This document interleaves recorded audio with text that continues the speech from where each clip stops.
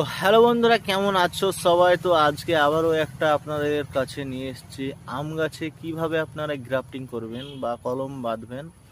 তো দেখুন আজকের নতুন গ্রাফটিং, যে দুটো ডাল কেটে মিডিলটা কিভাবে ফেড়ে নিচ্ছে। আপনারা চাইলেই বাড়িতে ট্রাই করতে পারেন। তো দেখুন, এটা নতুন যে কোনো আম গাছের ডাল, যেটা ভালো জাতের।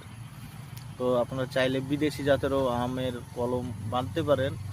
তো আপনাদের ডাল নিয়ে আসতে হবে কোনো দিক থেকে। তো দেখুন কিভাবে ছিলে নেওয়া হচ্ছে।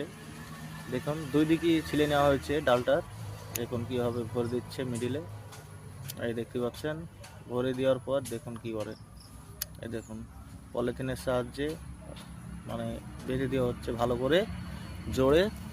তো ভিডিওটা ভালো লাগলে অবশ্যই লাইক শেয়ার করে যাবেন, আর সাবস্ক্রাইবটা জরুর করবেন। ঠিক আছে, তো দেখা হচ্ছে পরের ভিডিওতে। Bye bye.